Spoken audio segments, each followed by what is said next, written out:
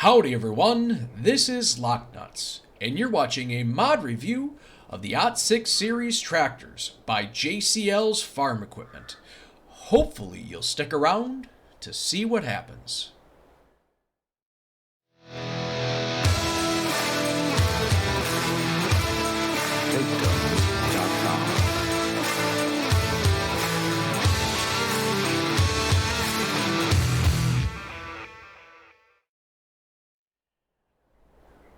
Howdy, howdy, howdy, how are you guys doing today?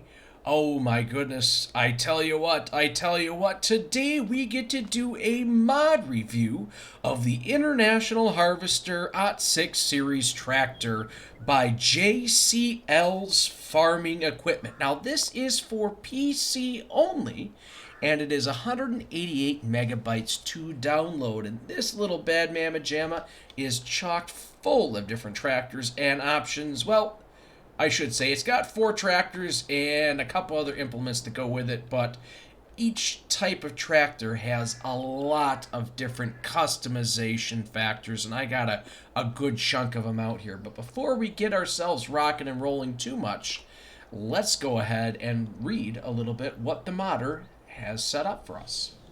This bad boy is loaded with configurations, so here we go.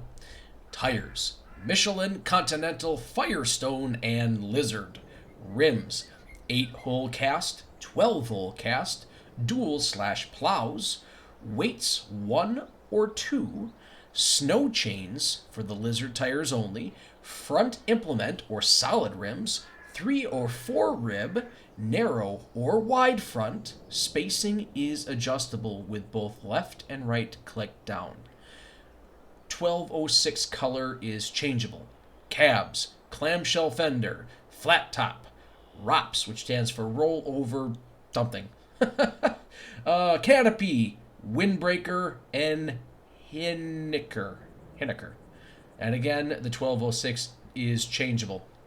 You have exhaust of straight, muffler, curved, and the colors are changeable. They go from this black color right here to this silver color here, depending on what's going on. And all of these are compatible with Glen 006's Leon blade and Great Bend front loader.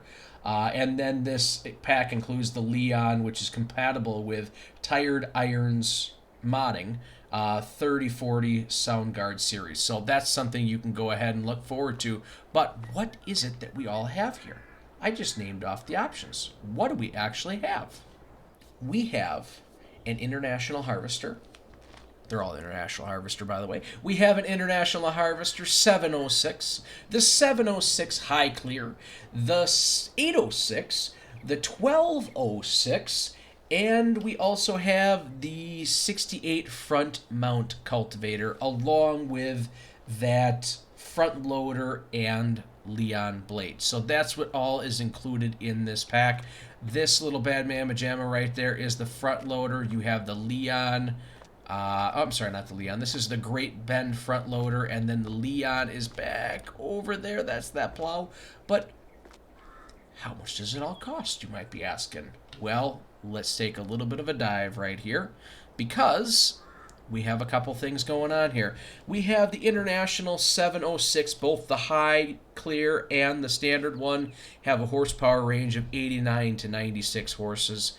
The 806 is 98 to 110, and the 1206 is rocking a solid 120 horsepower, so you got that going for you. The 68 cultivator, that needs 30 horses to operate. It has an operating width of 4.6 meters and runs at 6 miles an hour. And the 770 blade, which is the Leon blade back there, that comes in configurations of 8, 10, and 12 meters. So you're rocking and rolling like that. What's the price? Let's go ahead and take a look at the price really quick here. Now you will find all of these tractors are very, very reasonably priced. Both International 706 is the high clear and the standard are 6,100. The 806 is 6,500 and the 1206 is 7,300. Now, really the only big difference is you guys can actually physically see what's going on here. This is a little bit bigger up here like this.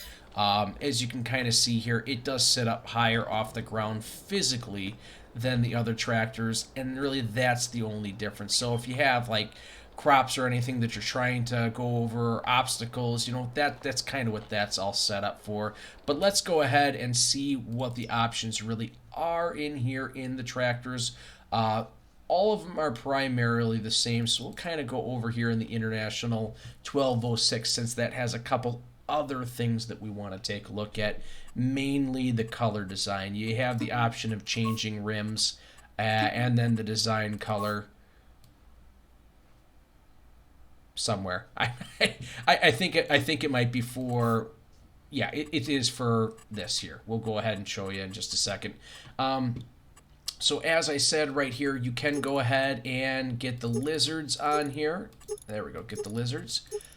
And then at that point, you should be able to get the chains. There we go. There's the change.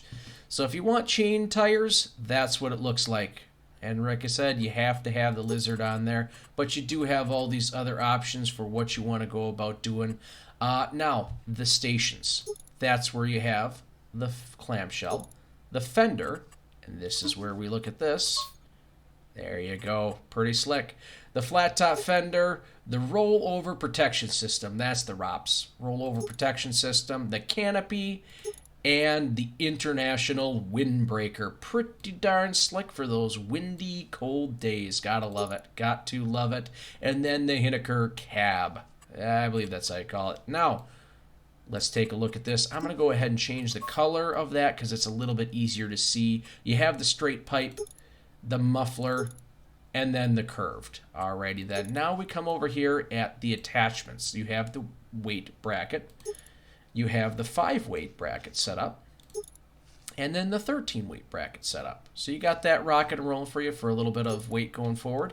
You have the hewer, however you want to pronounce it, for putting on a front loader. Now this is just for the standard in-game stuff if you want to go ahead and do that. If you want to go ahead and use that big bend, this is what you end up having to do. Big bend, great bend. I do apologize for that. The great bend, you need to have this, otherwise it will not work at all. That is this lizard attachment. And then you go to the Leon. You can't really see too much of it, but the Leon attachment is underneath here. I'll demonstrate how that looks in just a little bit, but you need to have this Leon attachment to have that Leon blade function. And then finally, the International 68. It's a little hard to read, but the International 68, that is for the 68 6-row cultivator. So that's what you need to have in that particular setup, and then nothing again. Like I said here, you do have these here. Main color, turn that to black. That's for that guy. Design color. Well, this one here. Yeah, this one here, it doesn't do much on this particular setup. And then the rims, there you are. Now, coming back over here, let's take a look at this cultivator really quick, and then we'll go out and actually look at the stuff and really jump into it. So I'm going to come down here like this. It's not underneath case. It is underneath International Harvester, and that's where this little bad mamma jamma lies right there. As you can see, like I said, it does have 30 horsepower requirement, 4.6 meters, and a working speed of 6 miles per hour. And a fairly reasonable price for a 4.6 meter cultivator of $4,250. Not too shabby at all. Lastly, let's go ahead and take a look at the Leon right here. Okay, so now it does come with two options, a snow blade and just a standard blade. I actually tried this one out on snow on one of my other maps just to test it out. And then this guy, it works the same, so just keep that in mind. And it really does come like this. Like I said, 8 foot, 10 foot, and 12 foot. Not too shabby. Sound guard. right there. Sound guard mounts right there, and the 520 mounts, slightly different. Farmall 6, and this is the one you have to use. There you go. For this, because this is the setup, this is the pack. Farmall and International Harvester are virtually the same thing at this point. For all intents and purposes. So if you want to use it, you need to have this. And it does come with the option of having no angle, a left angle, or a right angle, depending on how you want to have everything rock and roll. Now, with that being said, after taking a look at this stuff, let's go ahead and take a little stroll over here at this guy so that you guys can go ahead and see how this little bad mamma jamma does work. Now, let's go ahead and back this up. I will detach that really quick, and as you can see, that's pretty much what it looks like. Pretty darn slick. You just drive up to it and you attach it like anything else. And let's go ahead and click this thing up. In order to have the blade go up and down, for me, I just go ahead and it's holding down my left mouse and it functions up and down by sliding the mouse. So that's pretty much how that little bad mamma jamma works. Nice and slick. Like I said, I've tried it out. Unfortunately, I don't have anything that we can go ahead and jump into right at this second. Jump into it this second to push that thing around. Next, let's come over here and take a look at this guy. Now, this guy right here does operate the exact same way as any other.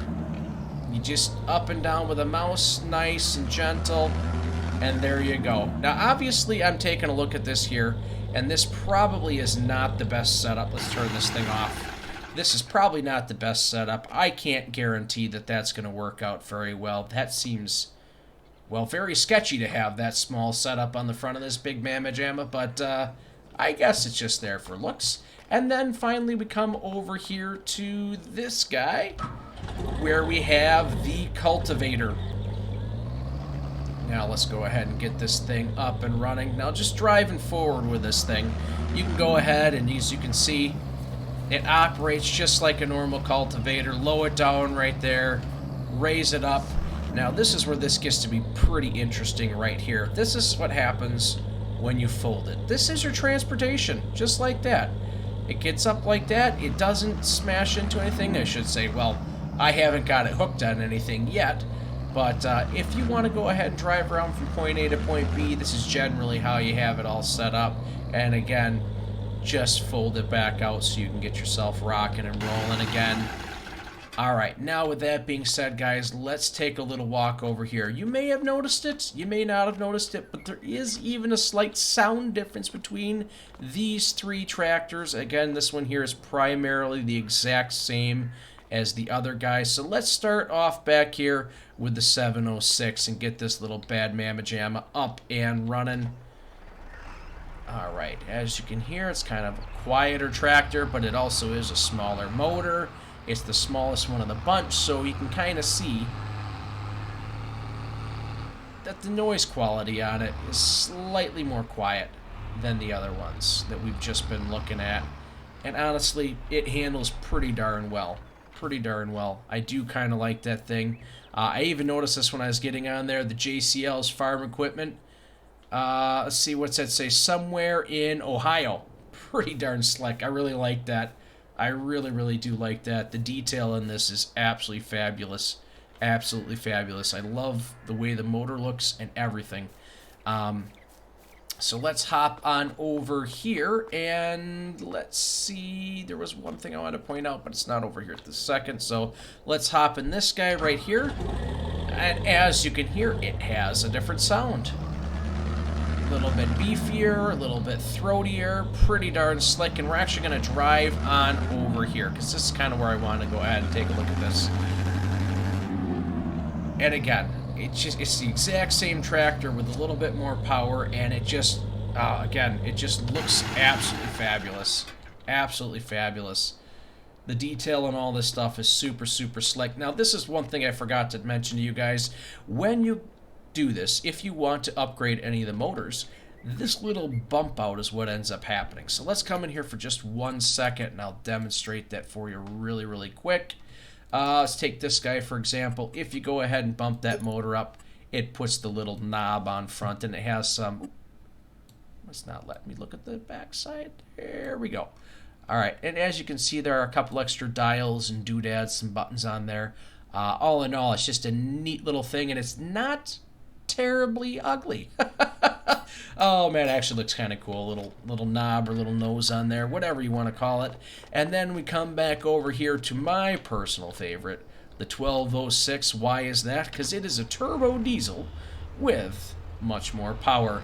The most power of the bunch. Able to leap tall buildings in a single bound. Well, maybe not, but it's definitely going to be able to crawl up onto this rock pile pretty darn easy. And I tell you what, it definitely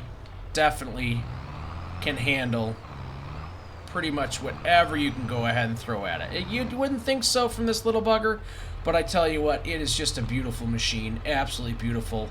I can't say it enough.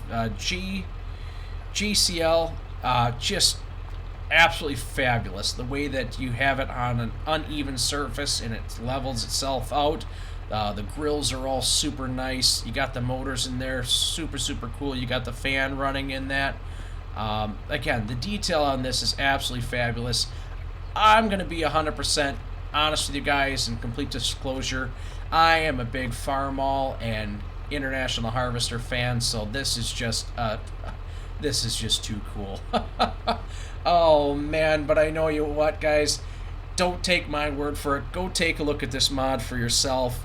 Comment down below. Let me know what you think about it. I absolutely love it. You tell me what you think. And if you guys are liking what you hear and liking what you see, go ahead and smash that like button. Ooh, tell me how much you like this stuff too. Help the channel out a ton by going ahead and clicking on that subscription. If you want to, I suggest it. Turn the notification bell to on and all. That way you know when this and other great videos are going to be coming out. Go ahead and share this video with somebody that you know that likes Farmall equipment just like me. Ooh, I tell you what, folks, I'm saying it because I want to, not because I have to. Thanks for stopping by.